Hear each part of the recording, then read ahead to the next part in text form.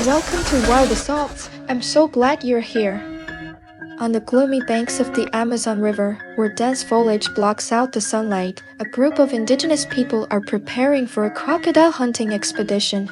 They're brave warriors, knowledgeable about the terrain, and experienced in dealing with these dangerous reptiles. Leading the indigenous group is Aruna, a tall, sturdy man with a face full of scars from battles with crocodiles. Aruna is respected by everyone for his courage and intelligence. He knows that crocodiles are fierce predators, but he also believes that humans can triumph if they know how to use their intelligence and unity. They use small dugout canoes weaving through narrow streams and dense forests. Aruna instructs everyone to be careful, silent, and follow his orders. They know that even a small sound can attract a crocodile and cause an attack. After hours of travel, they finally reach a large swamp, home to giant crocodiles. Aruna signals for everyone to stop and observe.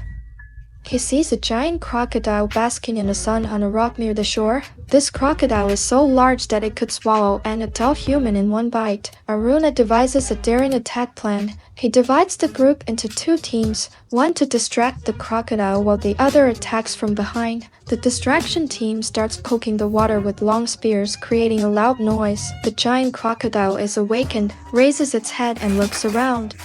Seeing its prey, it eagerly dives into the water and swims towards the distraction team. Meanwhile, the attack team has quietly moved to the crocodile's position. As the crocodile focuses on the distraction team, they suddenly rush out, using sharp spears to stab the crocodile's back and neck. The giant crocodile roars fiercely, thrashing around in pain. It tries to attack the indigenous people, but they're prepared. They dodge the crocodile's powerful tail swings and continue their attack.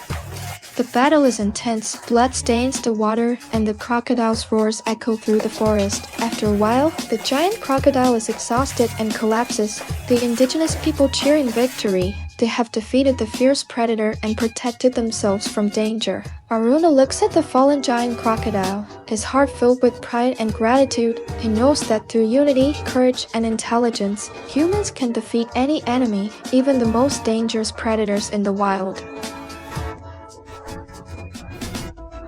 In the heart of the African savanna, where the sun beats down mercilessly and the air is thick with the scent of wild animals, a young crocodile named Jabari was growing restless. He had been living in the same river for his entire life, hunting the same fish and watching the same animals come and go. He craved something more, something exciting, something dangerous. One day, Jabari decided to venture out of his familiar river and explore the vast savanna.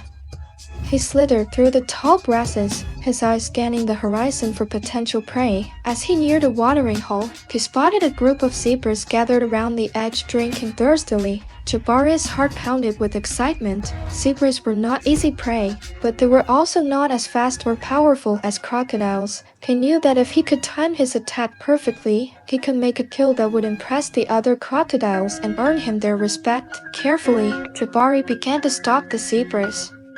He moved slowly, blending in with the surrounding vegetation, making sure not to make any sudden movements that would alert the zebras to his presence. When he was close enough, he lunged out of the water, his jaws wide open. The zebras panicked, scattering in all directions. Jabari focused on a young zebra that was lagging behind the others. He chased after it, his powerful muscles propelling him through the water. Just as he was about to close in on the zebra, he felt a sharp pain in his side. He looked down and saw that a spear had pierced his skin. A group of Maasai warriors had seen his attack and had come to the zebra's defense. They had thrown their spears at Jabari, and one of them had found its mark. Jabari roared in pain and anger. He turned to face the Maasai warriors, his eyes burning with fury. But the warriors were not afraid. They stood their ground, their spears poised for another attack. Jabari knew that he was outnumbered and outmatched. He turned and fled back into the river, his heart filled with shame and humiliation.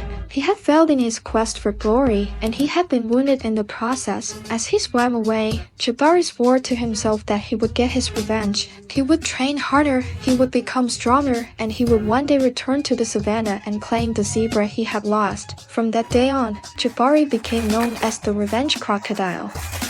He was feared by the animals of the savannah, and his name was whispered with dread around the campfires of the Maasai warriors. They knew that Jabari would never forget his humiliation, and they were always on guard against his return. And Jabari never forgot. He spent his days and nights training, honing his skills and growing in strength. He became the largest, most fearsome crocodile in the river, and he waited. Years passed, and Jabari grew old and scarred, but his thirst for revenge never waned. He continued to wait patiently for the opportunity to strike back at the Maasai warriors and the zebra that had humiliated him.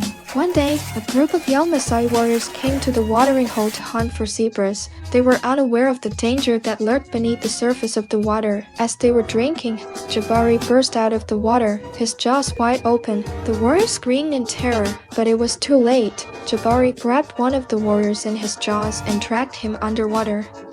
The other warriors watched in horror as their friend was dragged to his death. They knew that they had to do something, but they were too afraid to attack the crocodile. Just then, an old Maasai warrior named Olo appeared. He was a wise and experienced hunter, and he knew how to deal with crocodiles. Olo took out his spear and walked towards the water's edge. Jabari saw him and roared, but Olo did not flinch. He raised his spear and threw it with all his might.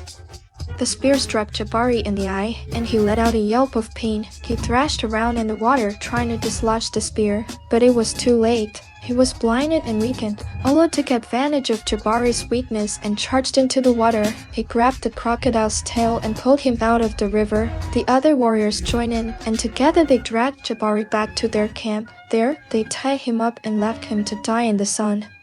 Jabari lay there, his body slowly baking in the heat, his mind filled with regret. He had finally gotten his revenge, but it was not the victory he had dreamed of. If you like my content, I would be very grateful if you subscribe to my channel. By subscribing, you will be notified whenever I publish a new video, and you can also leave comments and interact with other viewers. To subscribe, just click the subscribe button below my video.